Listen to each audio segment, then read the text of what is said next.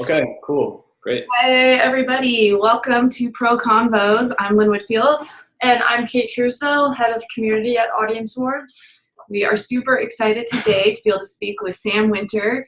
And Sam is a filmmaker who's worked with companies such as Vice. And Sam, thanks so much for being here. Yeah, thanks for having me. So I'm just going to give a little bit of a lowdown of how this all works. It's very casual. This is your opportunity to ask Sam any questions you want.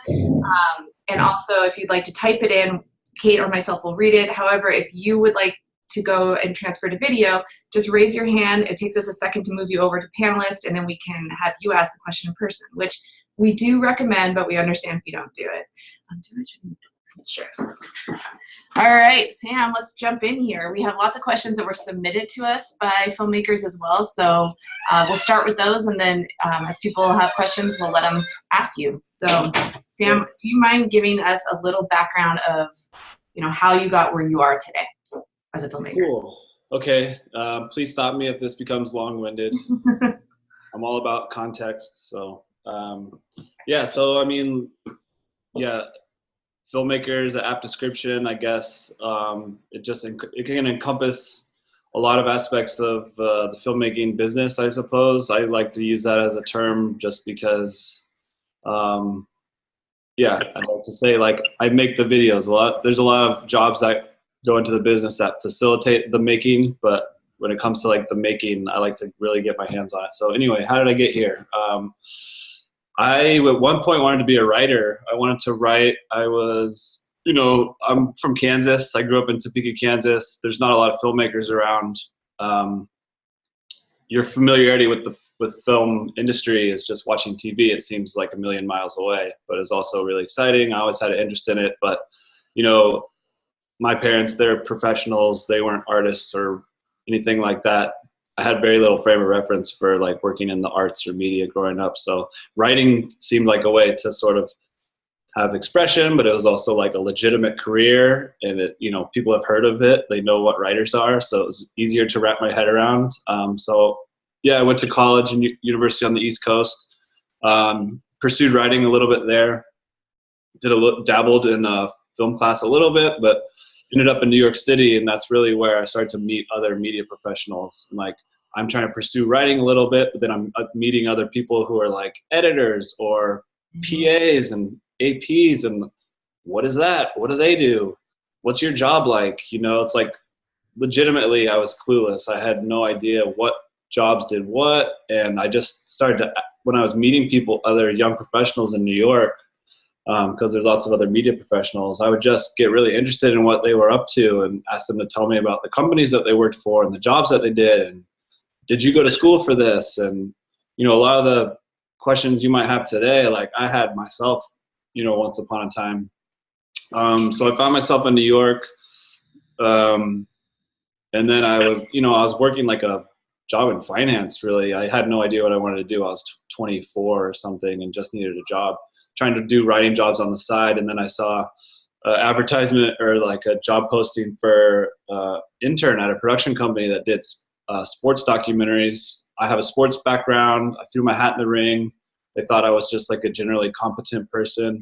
And so they allowed me to start logging videotapes. And I remember that.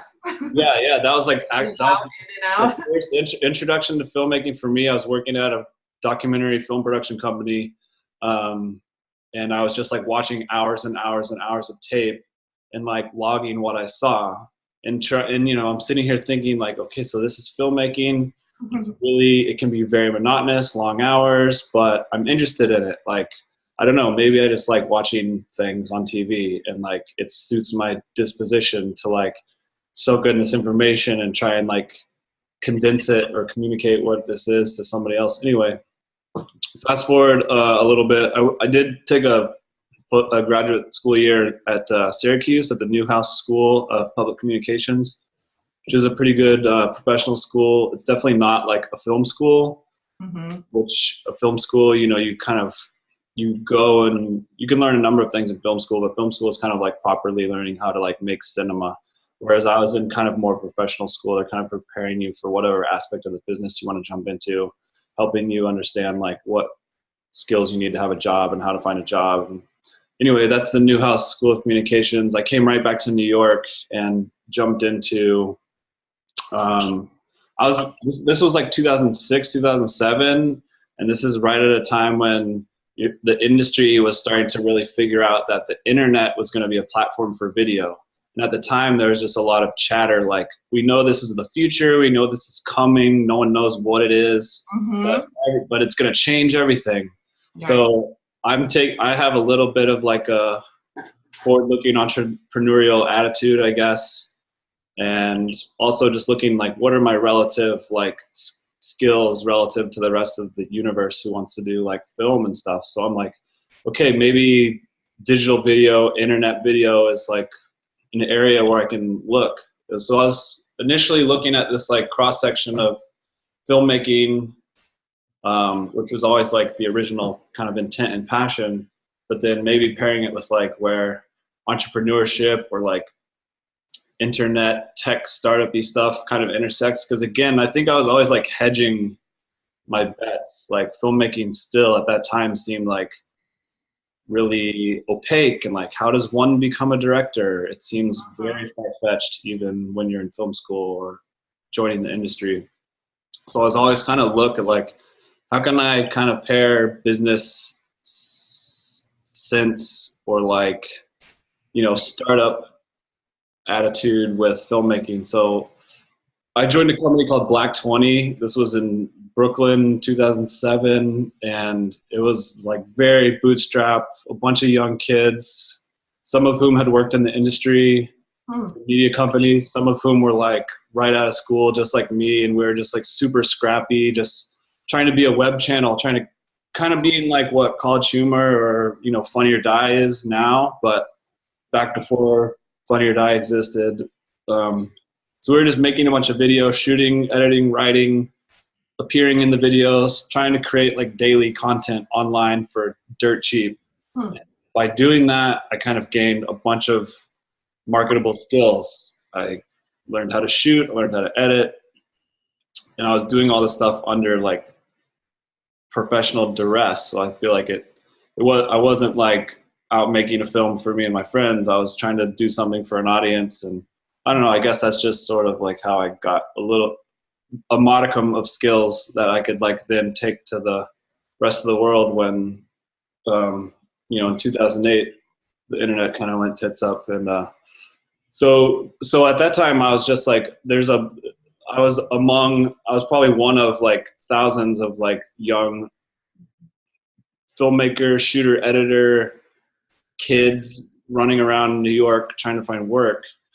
How do you do that? Where's the work coming from? You know, that just began like a process that still continues to today, which is like just trying to have a nose for what work is out there and what's available. And so I became like a independent filmmaker and finding commercial clients, branded work, music videos, friends, businesses, just trying to sort of build a reputation to where the work I'm getting is more legitimate and the jobs are more legitimate, the pay is more legitimate.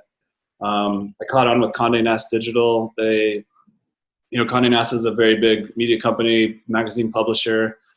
They had gotten into the web video game kind of early by outsourcing to like kind of traditional production companies. And then as the business model starts to kind of become clear to these people, they're trying to trim overhead and make the economics, you know, work out a little bit more. They started to like look to people like me who are like younger, maybe not as entitled, which is like, you know, we can get way deeper into like how that works out with like hiring young people versus established professionals. It's still like I think it's a big issue, especially right now in digital media. But anyway, I was this young kid who could shoot and edit and was hungry and was kind of trying to produce. Even though I was like technically an editor, I was always like trying to convince them that I could produce. And so that just kind of continued on for a couple of years. Condé Nast Digital was a good home for a while. It kind of made me feel like more of a professional being in there every day for, you know, almost 2 years, working with other professionals, working in a midtown Manhattan, you know, office building as opposed to my like dirty apartment in Brooklyn. So that was kind of a transitional period for me. And then again, I was in this like digital space working for big media and helping to try establish the economics and the creative of this like emerging field. You know, and I had always kind of been aware of what Vice was doing. They were kind of the leader in this from the beginning. Or just as a fan, you know, like before people became aware of what they were doing as a business, I was a fan of their work. Mm-hmm. And just like the milieu is kind of similar to what I was doing in Brooklyn. So I just like, again, over time, I just tried to sort of like figure out, do I know anybody who works there? Do I know any classmates who maybe, you know, worked with someone there? And just like through a very roundabout way, like got in touch with somebody who worked at the company.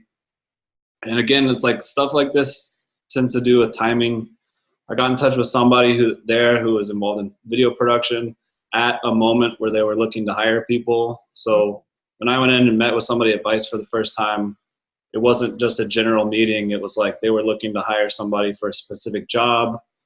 You know, I had specific skills and could clearly convince them that I could do that job. And so that began, you know, a series of projects that I did with them as like an outside producer. They would just kind of outsource things to me, and I would just hire my own people and edit it myself and deliver it to them. And eventually they were, you know, they're a big growing company. They've gone through big hiring spasms, hiring and firing spasms these days. But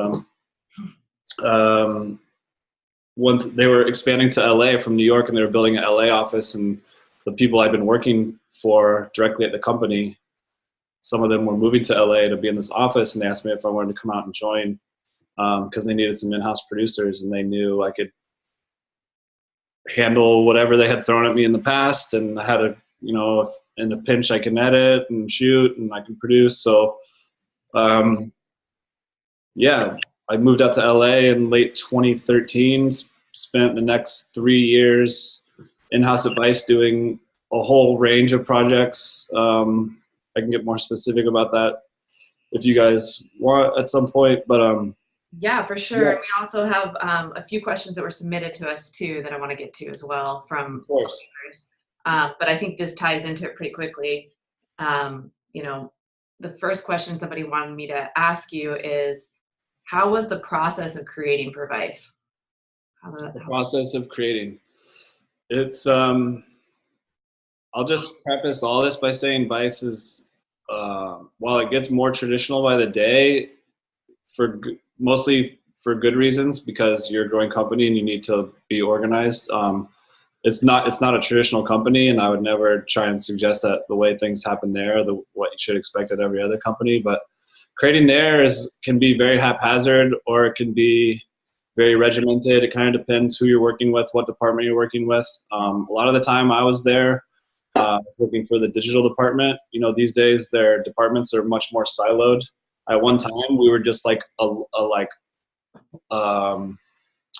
it was just like a roster of producer, shooter people who could maybe do digital. They could maybe, you know, pitch a television show. They could kind of do that. You know, Vice has an HBO show. So this same pool of producers were kind of doing all different things. By the time I got there, it was starting to silo a little bit more. So I was doing primarily work in digital, you know, online video. So creating there, you know, sometimes somebody comes from the creative department because they have an in-house agency and there's like a brand attached, and some creative in the agency part of Vice has already put like a big long creative deck together, pitched it and sold it to a client, and it has a name and kind of a creative direction, and then somebody like me needs to actually produce it and make it happen. And so sometimes I'm taking somebody else's concept and applying like production filmmaking to it, which is taking something that's like slick looking photos and words on a deck that the client said yes to, and then actually making it. And so I got pretty good at doing that. And so yeah, a lot of times it's just like trying to understand, okay, what are the objectives of the client? What are the objectives of like us as Vice, as the company? You know, this client has their objectives. Maybe they want to feature, you know, music talent, but they also want to like allude to, you know, their headphones in a sly way that's not too product placement-y. So it's sort of up to me, like, okay, like, what are the objectives of the brand that's going to satisfy the brand when this is all said and done? But then what is like going to satisfy us as filmmakers or us as Vice when we make content and put our name on it and put it out there and everybody judges it? What do we want it to say? What do we want it to be? So a lot of times it's trying to kind of like, you have to wear so many different hats. So sometimes you're wearing the producer hat and you're saying, okay, here's the concept, here's the delivery date, here's how much money we have. How can we design content that fits those parameters? And then sometimes you're putting on your selfish filmmaker hat and saying, okay, given the budget and the timeline and the needs of the client, what can I make that's going to be cool, that I feel good about having made at the end of the day, or that feels like fresh or something new? Or maybe even is something like, once it's made, I can point to it and be like, hey, wouldn't this be a cool TV show if we made this, instead of 5 minutes, we made it 20 minutes? You know, so for me, creating advice was always about like trying to understand what the responsibilities and the goals of the project were that were maybe external or maybe internal within Vice, but external to me as a filmmaker, and then trying to make something that felt cool to me, or would be like a calling card, or just demonstrate my proficiency or creativity, or just at the, or maybe just not be a headache for me. Maybe you kind of subsume your creative ambitions and just say, you know, look, I have a month to do this. I have a life. There's going to be another project 2 months from now. Let's make this as best we can, but not like tear our hair out about it. You know, so there's lots of different considerations to make. I would say that's it's like trying to get what you want out of it by satisfying everyone else's needs simultaneously. Yeah, that's a lot of juggling. Yeah. Well, that goes really well with the next question somebody submitted. What is one of the programs you are most proud of creating? So just this past couple months, I was working on a series called Under the Influence. So Vice has a music channel and a music brand called Noisy. Noisy does a lot of video content. We created a show called Under the Influence that we initially created in 2015. You know, again, like a brand came to us. First it was Converse in 2015. They have a stack of money. They want to put it into content, put their name on it. So, you know, Vice and Noisy say, okay, what do we want to make? We want to make a show about music history of certain scenes, and, you know, just make a cool series about music history. And so then it came to me, and it was like, okay, how can we make this not just a bunch of like older musicians talking about what they did in the past? So we kind of like blew it up into this like historical, putting like a micro music scene, like what did we do? We did like 90s R&B this year. How do you take like a small genre or like moment in music and like put it in broad historical context? So we did like, there's like a kind of a Ken Burns historical documentary opening, and then we're kind of mixing like Talking Head archival documentary with like verite in the moment documentary, and then we're going from showing how old the, you know, kind of a historical look by focusing on the older originals, and then bringing it to the present and showing how all these younger musicians or designers or filmmakers or whoever have been influenced by the genre, and trying to say, what does it mean to us as a culture? What did this genre leave behind that we're still dealing with or wrestling with? Or so anyway, taking like some small nugget of a creative idea that came from Vice's creative department that a brand wanted to attach itself to, and building it into something that was probably supposed to be like 8 minutes and making it into like a full 22-minute television episode. So we did that in 2015, and then again, another brand, Pandora, came to us this year and wanted to do something, and we had this series that we created. You know, we knew it worked, and we wanted to do it again, and we were just waiting for that next opportunity to do it. So along comes Pandora, and we say, we have this series, and let's go make it. So it's something like that where, you know, it was just words on a paper we made it something way bigger than it was. People got really excited about it and liked it. And Mm-hmm. then it had a life of its own. And then we made more of it. And so something like that, where we just sort of like took something that didn't have to be special and tried to make it special. And whether it is special or not, you know, we made it something more than it was. And now it kind of has a life of its own, like Under the Influence is a series. And if I die tomorrow, maybe they'll go make more of it. And so I don't know, just kind of making a property, you know, making an entertainment property that kind of has a life of its own and its own look and feel and its own purpose. So Yeah, and I mean, I think when you think of Vice, it's kind of countercultural is the way it started, was to not fit into these like certain molds. And so as a company and as a filmmaker, I think it sounds like to me what you do is take like maybe a typical idea, but then put a fresh new lens on it. Is that something that you agree with? yeah, we hope to. I mean, that maybe is my like personal tendency, Mm-hmm. is to always just like be pushing at the margins to see like how far can we take this. Has it ever not worked? um yeah, I would say yeah. I mean, sometimes you do something creatively, like I don't like some of the first stuff I did for them, I look back at it now and I'm like, I was just trying too hard. Mm-hmm. You know, I could have just done this way more traditionally and it would have been probably more effective. And you know, sometimes that happens, but then also like is it does it ever not work? I mean, sometimes it doesn't work because you just you go out too far on a limb personally or Mm-hmm. creatively or as a producer, which is like you're dealing with deadlines and schedules, and you're so far out on a limb, you're like, well, I'm gonna have to like work weekends and nights and maybe go over budget to like actually bring this thing to completion. And so yeah, I mean, even if the content ends up good at the end of the day, sometimes like pushing hard to do something extra can just mean like you take the brunt of it personally, or like you don't sleep for weeks at a time, you know. So We have a question somebody just submitted. What other inspirations impact your work as a filmmaker? other filmmakers work, definitely. Mhm.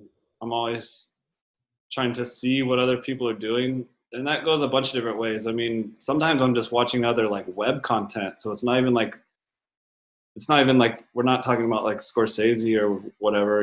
I'm like, what's the rest of the industry doing? When other people are trying to feature music talent in a 5-minute internet video, what are they doing? Like, what are they doing to improve on the trends and the tropes that we always see? So sometimes it's as simple as just like seeing what other people who do exactly what you do are doing.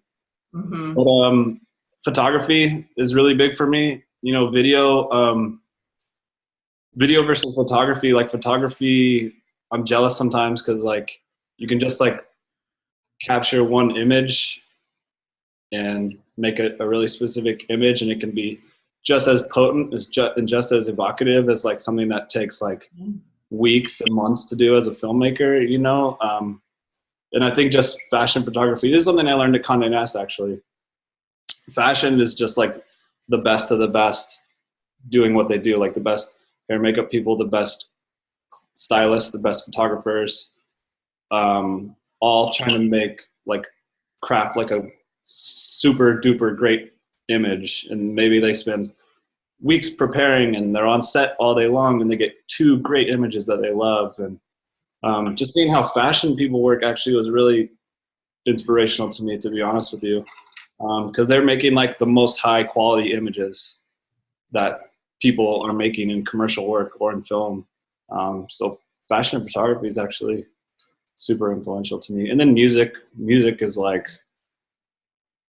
selecting a good piece of music or hearing a piece of music and then having it kind of lead to these imaginations about what visuals could go with that music. Music's always been like super, super influential. So somebody else submitted this question, and you kind of talked about it, but I think you could go into more detail. You said you basically, if you live someplace else, but you would like to get into a company like Vice, what kind of advice can you give filmmakers that are trying to just reach a company like that and get their foot in the door? Right. Um, so I'll take that to mean like you don't live in Brooklyn or LA or even You live in London. Kansas, and If you you want. live in Kansas, for example, yeah, I mean, I think there's like just very, I think I'll just break the advice up into two tracks. One is like, if it's a long-term goal of yours, then I would say do what a lot of other young filmmakers do and just make stuff and suck at it for a while, or make stuff that no one sees and like struggle to make it and just try and figure out how to be competent at this thing that you're trying to do. And then hopefully at some point you have a body of work, or you can make it sustainable because you can find clients, and then you can just work your way up and have something to show, say, then maybe you can send something to Vice or whoever you are trying to get their attention, be like, look at this thing that I made. It demonstrates my competence.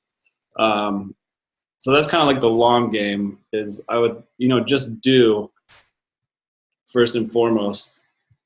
And then the communication side of it is always like the hard part. I don't know, like email people you don't know and ask them for advice. And if you don't hear from them, like email somebody else and get somebody, I don't know, all that like stuff that your parents tell you to do about, why don't you email like Johnny's cousin's uncle and ask him and for advice? Like that might work sometimes. It at least just helps you demystify the process, or maybe it opens one door and then you walk through that door and you have to ask another person for some other advice. But okay, but like on the other side of things is if like you're a filmmaker right now and you have a idea you want to go do tomorrow, have unique access to a story that they would want. Mm-hmm. And like you're doing a story on like the I don't know, the like drug kingpin from Topeka, Kansas. Well, have access to the drug kingpin and have his permission, have his buy-in that he wants to be on camera, and then email somebody and say, hey, I've got this great story. I have this access that no one else has. Do you want to make this? And then maybe even if you don't have the skills as a filmmaker at that point, you can say, well, this is a story that I'm going to help bring to fruition. I'm going to help produce it because I have unique access to it. And for you guys to do it, you would have to go through me. I guess that's another way of doing it. I would say is if you're pitching, have unique access to something that somebody else doesn't have. Yeah. Go ahead, Kate. Yeah, I have a question. So I'm just wondering, it seems like the younger generation these days, they just are constantly questioning media, not really trusting the same outlets and companies that our parents, for example, trusted and watched every day. Vice seems to be a huge exception to this. How do you think Vice has been so successful with presenting themselves to the younger generation and being such a trusted outlet?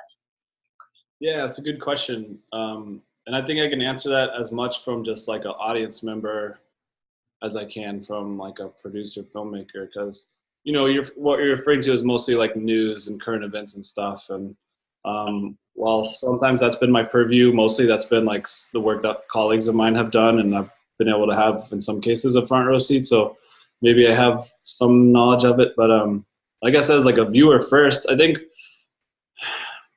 it's like not having this mask of like authority in a lot of cases. I think a lot of cases what you're seeing is like, even if the presentation of it is like, hey, I'm a non-professional, I'm just a kid, but I'm going to go find out whatever I can find out about this subject matter. I'm not the expert. You don't have to take my word for it. This is my discovery of what I'm looking into. And I think that was early on sort of like the tone that they took and what they got known for early, which was, we're not necessarily professionals, but here's our experience of what we're seeing, and here's the questions that we have. And so a lot of times that's just like a very like fresh, unbiased perspective a lot of time, which is, I'm not an expert. I'm not in the bag for any one side or another. I'm going to go just find out what's going on here and try and tell you guys what I saw. And I think that's always been like a major ethic running through a lot of what Vice has done, which is just like, here's what we saw and here's how we observe it. I think another thing is just they initially had just like a very kind of irreverent, subversive quality and tone at first too. And I think anytime you're sort of like from the outside, like throwing rocks at the building. With certain people, that probably gives you credibility. With other people, maybe it takes away your credibility. But for people who are already like questioning everything and already skeptical of authority or mainstream sources, I think having a little bit of like an upstart quality can help. But at this point, Vice is probably, they have some goodwill in that regard, but they're going to be subject to the same scrutiny as everyone else eventually, and they're prepared for it too. They've had some growing pains in news, certainly. Yeah, I don't know. I hope that answers the question. Yeah, it definitely does. We have another question here. What do you wish you had known before that you could tell people now? Basically some troubleshooting things that they could be avoiding if possible. Wish you could have told your younger self. Like about traversing life questions in general, or I think for filmmaking, like working in this industry. Oh my gosh. I mean, the one thing that comes to mind, and this might seem strange or disheartening, but like sometimes your skills and the quality of work don't matter as much as the way that you're able to position yourself. Sometimes, especially in filmmaking, you can get really obsessed on a granular level about like the editing or the music choices and whatever, and all that stuff is super crucial and important. But if you're just like buried in those kind of concerns, you can sometimes not be also doing the other work that you might want to be doing as a professional, which is like positioning yourself or proactively communicating with your colleagues or superiors about the work that you're doing or about the work that you want to be doing. Yeah, I mean, that's not cool information to hear sometimes, which is that your skills don't matter as much as how you position yourself. But I think if that's the advice I was giving myself, that's the thing I would try and like hammer home over and over again, is like you can't sleep on those concerns and that kind of work. Yeah, communication. You can be, yes, nah. You can just be like a head down guy in like a dark room, like working on your craft, but you have to do the other stuff to like position yourself. We have another question that was sent to us, and then I think we have time for one more after this. But Sam, you sound like somebody who's kind of a jack of all trades. Do you find in Vice that's what they're looking for, or even as a freelancer, or are you somebody who kind of promotes getting really good at one component? For instance, like being a pro editor. It sounds like we'd love to hear your opinion on that. Yeah, it kind of depends. I would say in a different era, at a different time, like 2011, 2012, I think being a jack of all trades was actually like a really nice asset. Mm-hmm. But now as things are getting a little bit more formalized and more specialized and a bit more hierarchical, especially in television at the company, that having a specific skill set is probably a better way to get in the door. Like most of the people who are in there working, they're like professionals who maybe they've worked in reality.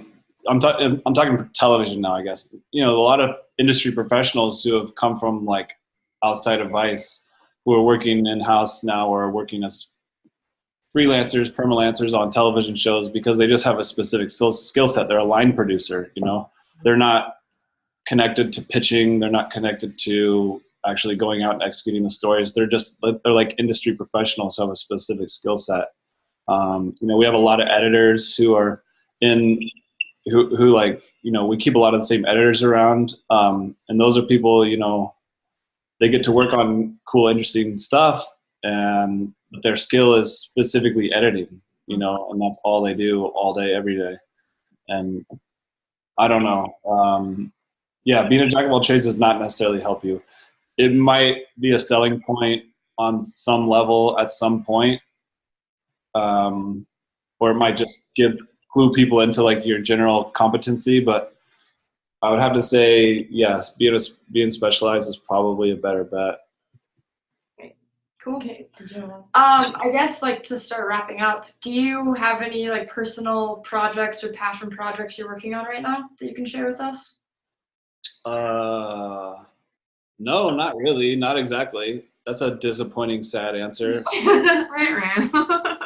No, I mean, right now, I guess the passion projects are there's shows that we created for Vice Digital that I would love to see make the leap to TV. I guess those are the ones that I sort of like cannot move on from until I've like given it the proper shot to say, hey, look, here's this entertainment properties that we did online. They exist. You can look at them, you can watch them, you can assess them. Because that's another thing. It's not like the person sitting next to you in the office who works in television development has ever even seen the stuff that you've made online. Like that's not a given. So I guess those are the things that I'm doing right now at this stage is like I have a body of work in digital. I've like created some original series for digital and would love to try and run them up the ladder, as it were, to television. Great. Sam, thank you so much for being with us, and thanks everybody who attended. This will be online later too if you want to watch it again. Cool. Thanks, Sam. Okay. Thank you. Appreciate you. We'll keep that. Bye.